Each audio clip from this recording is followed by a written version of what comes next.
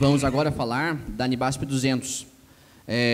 As discussões do dia inteiro, o dia inteiro ontem, né, e da manhã de hoje, estavam muito centradas ali na exposição e na aplicabilidade da Anibasp 100, que justamente fala dos princípios fundamentais de auditoria do setor público, que devem ser seguidos em todo e qualquer tipo de trabalho de fiscalização.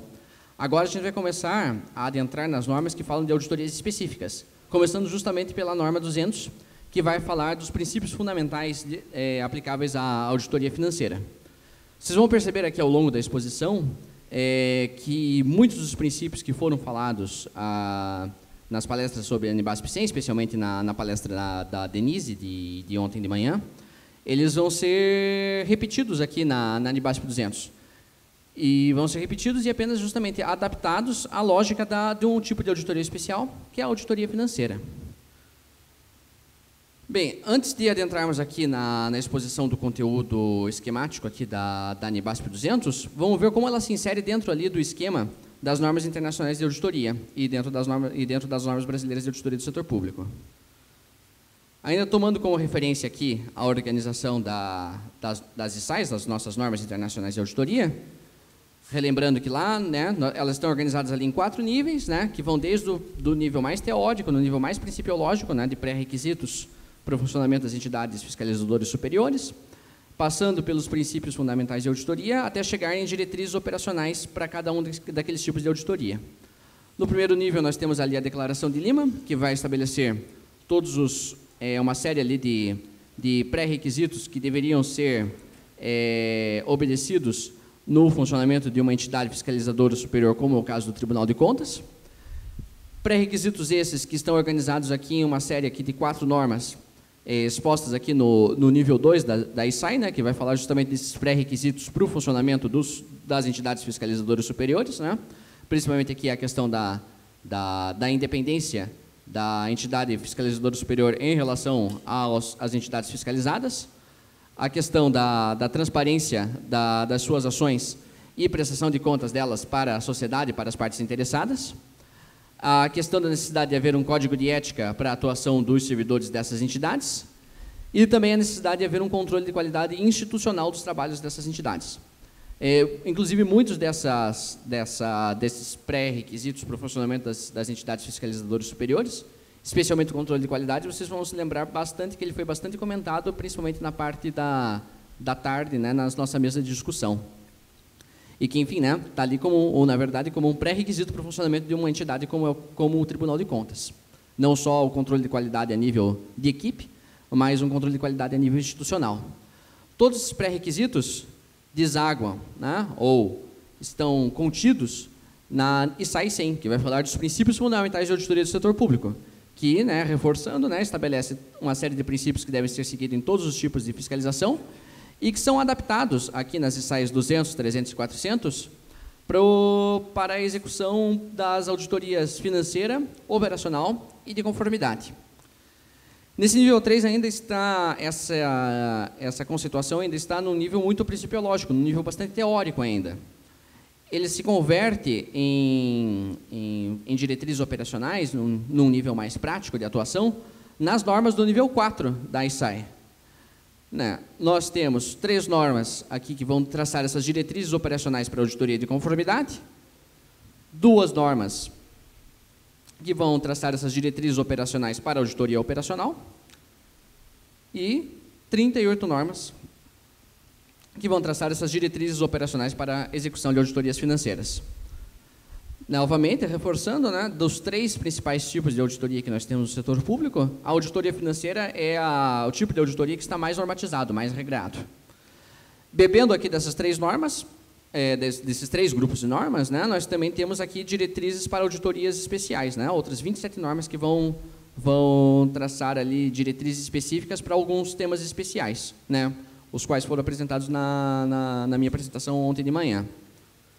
Fechando aqui o nível 4, ainda 11 normas sobre guias para a normatização do controle interno dos órgãos públicos, das entidades públicas. Entrando aqui no que nos interessa aqui na parte da tarde, né, nessas 38 normas do nível 4 da ISAI sobre auditoria financeira, Como elas estão organizadas? Né, relembrando, cada uma dessas normas, cada uma dessas diretrizes de auditoria financeira, ela tem duas seções. Uma primeira seção é uma transcrição literal, ipsis literis, das normas internacionais de auditoria, as ISAs, né, que são numeradas ali entre 100 e 999. As ISAs, essas normas internacionais de auditoria, elas são elaboradas pelo Comitê Internacional lá de Normas de Auditoria e Asseguração, né, cuja sigla em inglês é IASB. Esse comitê pertence à Federação Internacional dos Contadores, a IFAC. Essas normas, elas regulamentam a execução de auditorias do setor, principalmente muito pensadas na auditoria financeira do setor privado, né, baseadas na contabilidade privada. Para adaptar essas normas à realidade do setor público, a Intosai elabora uma série de notas práticas da Intosai. Ou seja, para cada uma dessas normas internacionais de auditoria, a Intosai elabora uma série de parágrafos ali de notas práticas, né, que vão trazer algumas orientações adicionais para contextualizar aquelas normas que a princípio serviriam para a auditoria do setor privado, para a auditoria financeira do setor público. Assim, nós temos normas de auditoria contábil e financeira, né, que são adaptadas às circunstâncias do setor público. Daquele conjunto de 38 normas, um jeito aqui de organizar elas, né, a gente consegue identificar que há duas normas ali que são uma espécie de introdução a essas diretrizes de auditoria financeira, né? Aí sai 1000 ali, que vai na verdade, desenhar ali todo o esquema das normas de auditoria financeira. E aí sai, acredito que 1005, que vai trazer uma espécie de glossário de termos que são utilizados na auditoria financeira. Então, introduzem, na verdade, ao estudo dessas 38 normas. Outras 8 normas que vão traçar, vão detalhar ali princípios gerais que devem ser seguidos nas auditorias financeiras. Esses princípios gerais, vida e regra, são aqueles mesmos princípios gerais que já estão detalhados lá, já estão expostos lá na ISAI 100. Nós temos outras 6 normas aqui sobre planejamento, né? E aqui vocês vão ver sempre que tem planejamento e considerações sobre planejamento, né? 4 normas gerais sobre planejamento de uma auditoria financeira, que devem ser seguidos em todo e qualquer tipo de auditoria financeira. E 2 normas que vão trazer algumas considerações específicas para planejamento de algumas auditorias financeiras especiais. O mesmo ocorre aqui para a execução, né, onde nós temos 14 normas que regulamentam, normatizam a execução de auditorias financeiras, e outras normas que vão regulamentar a elaboração dos relatórios de auditorias financeiras. Tendo isso em mente, agora vamos entrar aqui no conteúdo da NIBASP 200. Relembrando aqui, a ISAI 100, muito provavelmente daí vocês não vão conseguir ler aqui o sumário, mas o sumário da ISAI 100 a gente consegue identificar aqui essas 5 seções, né? Introdução, onde nós temos 6 parágrafos de introdução. Nós temos ali 6 parágrafos que vão falar ali sobre o propósito e aplicabilidade das ISAIs, ou das NIBASPs, né? Que, enfim, vamos dizer ali o quando deve ser aplicado a ISAI, né?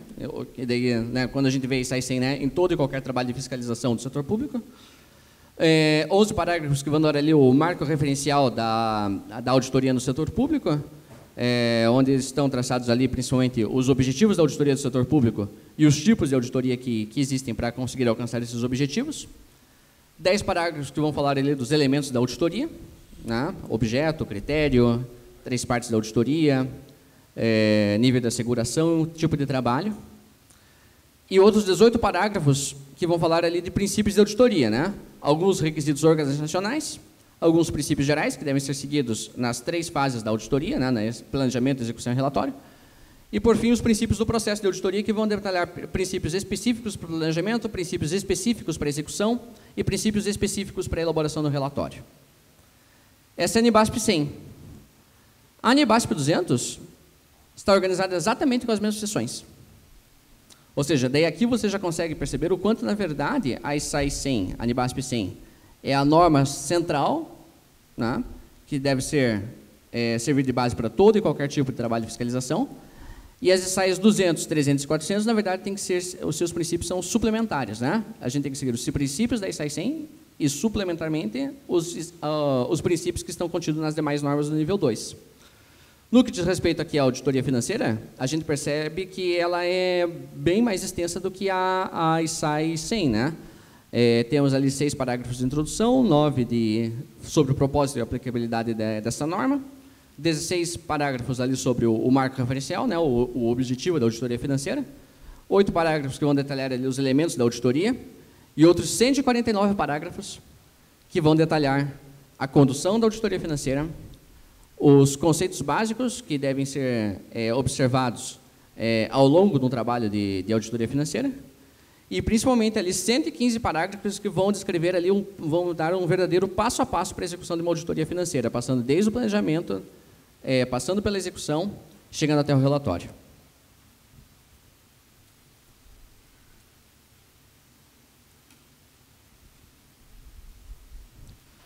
Bem, enfim, aqui um conjunto bastante extenso aqui de parágrafos, quase 190 parágrafos. Como a gente pode organizar eles de forma mais didática? Bem, aqui eu vou apresentar um esquema, né, que, enfim, pode sofrer ainda melhoramentos. Eu posso estar cometendo também alguma simplificação, mas acredito que com esse esquema a gente consiga daí compreender mais, de forma mais didática, o modo como estão organizados esses princípios aqui na SAE 200. A gente tem aqui uma série de pré-requisitos do processo, que estão detalhados ali nos parágrafos, nos princípios contidos na seção marco referencial e elementos da auditoria, que vão justamente falar, né, do objetivo da auditoria financeira e dos elementos do trabalho de auditoria. Tendo em mente, tendo um certo esboço desses pré-requisitos aqui, do objetivo e dos elementos, a gente consegue partir para a execução dos princípios do processo, né? Aqueles princípios que são típicos do planejamento de uma auditoria financeira, aqueles princípios que são típicos da execução de uma auditoria financeira e aqueles princípios que são típicos de uma elaboração de um relatório de uma auditoria financeira. Para além desses princípios do processo, nós temos aqueles princípios gerais, né, de condução e conceitos básicos de auditoria que devem ser seguidos nas 3 fases da auditoria financeira. Vamos aqui agora a uma breve exposição de cada um dessas séries aqui de princípios. No que diz respeito aqui aos pré-requisitos do processo, retomando o que diz a SAE 100, a ANBASP 100, né? Na ANBASP 100, lá no seu marco referencial, ela diz que toda auditoria ali tem um objetivo, que essencialmente né, obter e avaliar evidências para determinar se um objeto está de acordo com os critérios aplicáveis. Esse é substituindo ali o objeto, a palavra objeto pelo seu real objeto do teu trabalho de fiscalização e a palavra critério pelos critérios que você realmente irá aplicar no seu trabalho de fiscalização, você tem aqui descrito sucintamente qual é o objetivo de todo e qualquer trabalho de fiscalização. Dependendo do objetivo da tua auditoria, né, isso está ligado essencialmente aqui ao objeto, nós vamos ter aqui o tipo de auditoria que será adequado para atingir esse objetivo. Pode ser, para você atingir esse objetivo, você pode lançar mão de uma auditoria financeira, de uma auditoria operacional ou de uma auditoria de conformidade. Quando nós estamos ali avaliando o alcance dos objetivos informacionais da entidade pública, né? Ou seja, a gente está auditando a fidedignidade ou não das suas demonstrações fiscais e contábeis e fiscais, nós necessariamente vamos lançar mão da execução de um trabalho do tipo auditoria financeira. Assim, o objetivo da auditoria financeira vai ser aumentar o grau de confiança nas demonstrações financeiras por parte dos usuários previstos. Isso é alcançado mediante a expressão de uma opinião pelo auditor sobre se as demonstrações financeiras foram elaboradas, em todos os seus aspectos relevantes, em conformidade com uma estrutura de relatório financeiro aplicável. Ou seja, ali o foco central aqui do nosso trabalho vai ser sempre isso daqui, né? Fidedignidade e demonstrações financeiras. Se o meu objetivo é atestar a fidedignidade das informações financeiras, como estão dispostos aqui os meus elementos da auditoria? Bem, o elemento da auditoria, né, o primeiro elemento da auditoria é o objeto, né, aquilo que eu vou, em cima daquele tema no qual eu vou trabalhar, que no caso da auditoria financeira vão ser sempre os atos e fatos contábeis, né, todos aqueles atos e fatos que são passíveis de ser contabilizados ou que de alguma forma afetam as demonstrações fiscais e contábeis. O critério que eu vou utilizar para analisar esse objeto sempre vão ser normas de contabilidade, né? IPSAS, IFRS, no caso do nosso setor público brasileiro, o MCASP, né? O nosso Manual de Contabilidade Aplicada ao Setor Público. No trabalho de auditoria operacional e de conformidade, o confronto do objeto do critério é feito pelo próprio auditor, né? E das inconformidades que surgem da comparação do critério com o objeto, surgem os meus achados de auditoria. Na auditoria financeira, não é o auditor quem faz esse confronto do critério do objeto. É a própria entidade responsável pela elaboração das demonstrações contábeis, que vem a ser justamente a informação do objeto, né? A informação do objeto é o confronto do objeto do critério.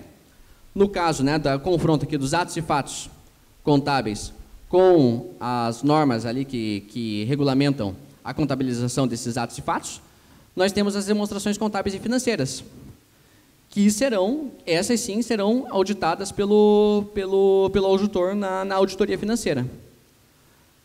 Como nos demais tipos de auditoria, nós temos as três partes da auditoria: o auditor, né, a pessoa que irá atestar a fidedignidade ou não dessas demonstrações financeiras. Lembrando que é o auditor, né, que está a trabalho do Tribunal de Contas, né, ele nunca está sozinho nesse trabalho, ele sempre está fazendo um trabalho ali que está sendo, está, né, de uma parte representando o próprio Tribunal de Contas, e por outra parte é um trabalho que também deve sofrer o devido controle de qualidade institucional por parte daquele Tribunal de Contas a qual ele representa. A parte responsável, né, que é a entidade que elaborou estas demonstrações financeiras, e o usuário previsto, né, para quem eu vou destinar o meu relatório de auditoria. Daí aqui pode ser o Pleno, pode ser a Câmara, pode ser a sociedade, o Legislativo, né? Enfim, isso vai depender muito do destinatário final aqui desse relatório. O tipo de trabalho, né? Lembrando, né, que na NIBASP 100 eles colocam dois principais tipos de trabalho, né? O de certificação e o de relatório direto. A auditoria financeira sempre será um trabalho de certificação. É o auditor certificando a fidedignidade da informação do objeto, das demonstrações contábeis. E, por fim, o nível de asseguração. A NIBASP 200 é desenhada para um trabalho de asseguração razoável, né? Ou seja, com um nível elevado de certeza ali das conclusões manifestadas no relatório de auditoria. No entanto, no decorrer do trabalho de uma auditoria financeira, o auditor pode chegar à conclusão de que ele não conseguiu um nível de asseguração razoável, né? Então, também pode ser que o nível de asseguração seja limitado. Para isso, os princípios suplementares ali expostos da NIBASP 200 já não são necessários, mas os princípios que estão fundamentais ali, que estão expostos na NIBASP 100 servem para orientar a execução de trabalhos desse tipo, de asseguração limitada. Agora, adentrando aqui no processo, né? Nós temos aqui o objetivo da auditoria financeira, atestar a fidedignidade das demonstrações contábeis, e temos aquela série de elementos, né? A certificação de demonstrações contábeis por parte do auditor no nível de asseguração razoável. Tendo isso em mente, a gente pode partir aqui para os princípios que vão nortear o planejamento, a execução e o relatório de uma auditoria financeira. No que diz respeito aqui aos princípios que devem ser seguidos no planejamento de auditoria financeira, alguns que nós selecionamos aqui, né, que o auditor deve traçar uma estratégia global e um plano de auditoria, né, ou seja, ele deve ter claro ali quais são os objetivos daquele trabalho, e tendo claro quais são os objetivos daquele trabalho, ele traça um plano mais operacional de trabalho ali, contido no seu plano de auditoria.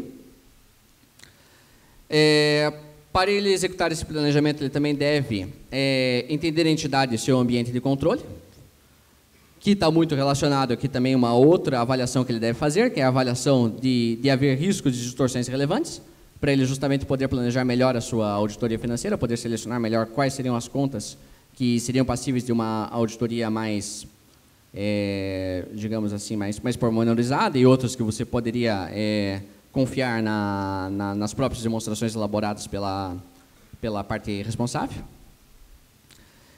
E um outro dever aqui na auditoria financeira, e inclusive esse não é um princípio que não está exposto na NIBASP 100, é bem específico aqui da NIBASP 200, é de que o auditor no planejamento ele deve planejar e executar procedimentos substantivos para cada classe de transação, saldo de contas e divulgações significativas. Procedimentos substantivos, ou seja, ele tem que testar saldos aqui, né? Ele não só tem que verificar ali se um ato ou fato correspondeu ali ou está em conformidade ou não com um determinado critério, mas ele tem que ali verificar ali se os saldos daquela determinada conta ou de uma determinada demonstração contábil de fato é fidedigno ou não. E para você conseguir planejar e executar esses procedimentos substantivos, você precisa necessariamente lançar a mão de técnicas estatísticas apropriadas para você conseguir planejar esses procedimentos.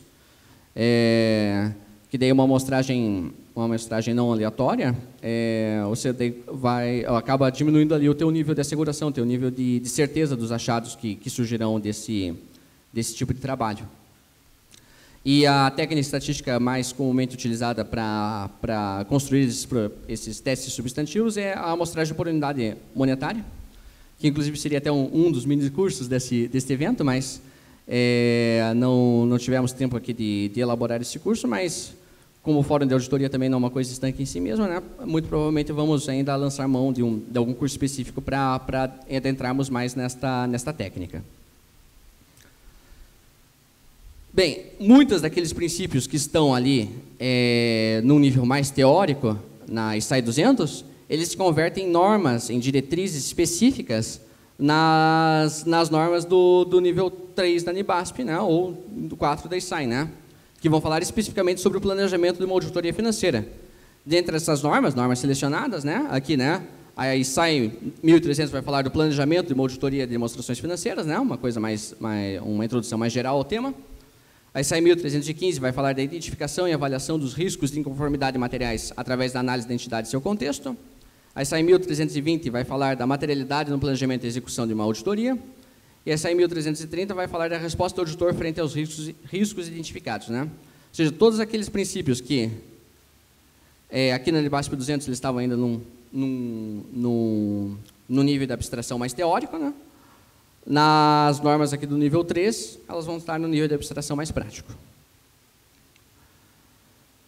Passando pelos princípios do planejamento, chegamos aqui aos princípios que devem ser seguidos na execução de uma auditoria financeira, que são, essencialmente, né, muito parecido com os princípios já traçados lá na NIBASP 100, coletar evidências e avaliar se elas são suficientes e apropriadas, e registrar as distorções identificadas e comunicá-las às partes responsáveis.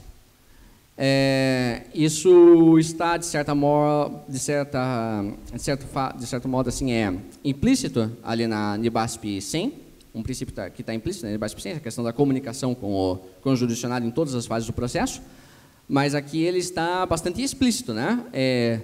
Esse registro de distorções identificadas devem necessariamente ser comunicadas às partes responsáveis, ou seja, à entidade que está sendo auditada. Até por isso, quando nós vemos um relatório de auditoria financeira no setor privado, é muito difícil nós encontrarmos opiniões modificadas, né? Adversas, ressalvas ou algo do tipo, né? Quase sempre ali o auditor independente está atestando a fidedignidade das demonstrações contábeis daquela entidade que ele está fiscalizando. Por quê? Porque ao longo do processo de execução da auditoria financeira no setor privado, essas distorções identificadas são comunicadas à entidade que contratou aquela auditoria, e a entidade vai tomando uma série de medidas para mitigar aqueles apontamentos. Assim, ao final do ano, o relatório do auditor financeiro quase sempre não contém nenhuma ressalva. Coisa que ainda a gente vai ver se isso é possível ou não de ser aplicado no setor público, que daí que nos 2 próximos estudos de caso a gente vai conseguir ver como isso funciona numa auditoria financeira do setor público. Novamente, aqueles princípios mais abstratos do nível 2 se convertem em normas aqui que vão dar diretrizes operacionais para a execução de auditoria financeira. Né? Inclusive, muitas dessas normas aqui de execução da auditoria financeira, elas preenchem algumas lacunas das normas operacionais ali do nível 3 da auditoria operacional e de conformidade, né? Porque aqui a gente vai falar aqui da construção aqui da evidência de auditoria, a questão aqui de construção de procedimentos analíticos, como na ISAE 1520. A ISAE 1530 vai falar de métodos para a construção de amostras de auditoria. Enfim, aqui, e aí sai 1580 para falar dos comunicados escritos, né? Justamente aqui regulamentar a questão aqui da comunicação entre o auditor e a entidade auditada ao longo do processo de execução dessa auditoria. Terminando a execução, chegamos ao relatório. O princípio que deve ser seguido no relatório, muito parecido com o princípio que está exposto lá na NIBASP 100, é de que o auditor deve formar uma opinião sobre se as demonstrações financeiras foram elaboradas de acordo com os critérios aplicáveis. A opinião do auditor sempre será ou uma opinião não modificada, ou seja, atesto que as demonstrações financeiras são fidedignas, elas foram construídas de acordo com os critérios que são aplicáveis, ou uma opinião modificada, né? Seja com alguma ressalva, né? Atesta a fidedignidade, ressalvado tais e tais pontos. Uma opinião adversa, não atesta a fidedignidade daquelas demonstrações. E uma abstenção de opinião, quando não consigo coletar evidência suficiente para conseguir emitir uma opinião, seja ela modificada ou não modificada. Novamente, no nível 3, teremos ali uma série de normas que vão adentrar ali na normatização, ali nas diretrizes para a elaboração de um relatório de auditoria financeira. E, novamente, para quem já leu um relatório de auditoria financeira, você vai perceber que existem normas bem rígidas para a elaboração deles, né? E seguem ali uma estrutura bastante padronizada, bem diferente com a qual a gente está acostumado nas auditorias de conformidade e operacional. Bem, esse é um esquema aqui que resume aqui esses pré-requisitos e os princípios do processo de auditoria, elaborado ali de acordo com a NIBASP 100, mas com os quais a gente consegue adaptar ele à auditoria financeira. Se o objetivo da auditoria é avaliar se um dado objeto está em conformidade com os critérios aplicáveis, na auditoria financeira nós temos aqui que o objeto e o critério são elaborados pela própria parte responsável e o auditor vai apenas certificar a sua fidedignidade ou não.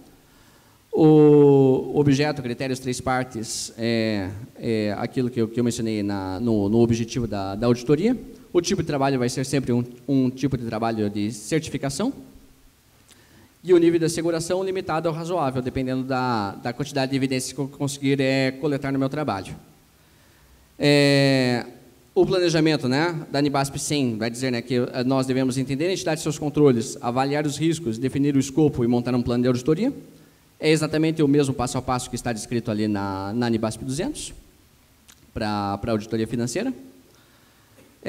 A execução, né, quando eu tenho esse plano de auditoria bem elaborado, minha execução vai ser coletar evidências e avaliar se elas são suficientes e apropriadas, o mesmo princípio que está ali na NIBASP 200. E o relatório será emitir uma opinião e encaminhá-la para os usuários previstos, assim como está ali na NIBASP 200. É sempre importante nós fazermos essa comparação para justamente nós reforçarmos essa questão de que a NIBASP 100 é a norma central, traça ali todos os princípios que devem ser seguidos, e as outras normas vão apenas traçar princípios suplementares, né, que vão ser adaptados às circunstâncias, aos diferentes tipos de trabalho que nós vamos executar. Bem, passado aqueles princípios, pré-requisitos do processo e princípios que devem ser seguidos no planejamento, na execução e no relatório, há uma série de princípios que devem ser seguidos nessas 3 fases do processo aqui da auditoria financeira, que essencialmente são os mesmos que estão contidos lá na ICAI 100. A questão aqui da ética e da independência do auditor, né? A necessidade do auditor ali seguir o código de ética estabelecido pela sua instituição, e também ele se declarar, ele ser assim, não ter nenhum conflito de interesses com a entidade auditada, e se declara impedido quando ele percebe que ele não tem algum tipo de conflito de interesse com a entidade auditada. A questão do controle de qualidade, né? Não só o controle de qualidade institucional dos trabalhos de auditoria financeira, mas também o controle de qualidade a nível de equipe. A questão da gestão de equipes e de habilidades, né? Ou seja, né, de você conseguir criar uma equipe que entenda do negócio, que entenda de auditoria financeira e buscar um aperfeiçoamento profissional contínuo desses profissionais que trabalham com auditoria financeira. A questão do risco de auditoria, né? Aqui é entendido como o risco de você elaborar uma opinião que não corresponde com a realidade encontrada, né? Você procurar diminuir esse risco ao máximo. A questão do julgamento de ceticismo profissional, né? Quando o auditor está a campo avaliando as evidências, ele ter esse comportamento, essa visão crítica das evidências que ele está coletando e analisando. A questão da materialidade, né? Que vai ajudar aqui a planejar o escopo da auditoria e também a avaliação das evidências na execução e também na entrada ou não dessas evidências adversas no relatório. A questão da documentação do trabalho, que deve ser seguida nas 3 fases, né? Uma boa documentação, uma documentação exaustiva e também, e ao mesmo tempo, assim, que seja fácil de um auditor que não esteve envolvido no trabalho entender aquilo que foi feito, né? Isso é feito documentando toda a fase de planejamento, com as matrizes de planejamento, com os papéis de trabalho que serão utilizados, documentação de toda a fase de execução, né? Quais evidências foram obtidas e que tipo de análises foram feitas em cima daquelas evidências, e a documentação do relatório. E, por fim, a comunicação com a entidade auditada em todas as 3 fases, né? Principalmente na fase de execução aqui no caso da auditoria financeira, que inclusive foi um princípio que está bastante explícito ali, como eu apresentei ele no slide anterior. Bem, enfim, novamente, aqui para quem quiser ler aqui a NIBASP 200 e as outras normas brasileiras de auditoria do setor público, elas estão disponíveis no site do IRP, as normas do nível 1 e do nível 2. O nível 3 começará a ser publicado esse ano, né? Inclusive tivemos hoje uma primeira reunião do Comitê de Auditoria do IRP para traçar as diretrizes de trabalho para esse ano. As demais normas de auditoria estão todas, né, na sua integralidade, disponíveis em inglês e em espanhol e em todas as demais línguas oficiais da Intosai, ali no site da ISAI, também está ali. E algumas dessas normas foram traduzidas para o português e estão traduzidas ali estão disponíveis no site do TCU, para quem quiser também ler elas enquanto elas não estão incluídas no nível 3 da NIBASP, também algumas delas estão disponíveis ali. Muito obrigado.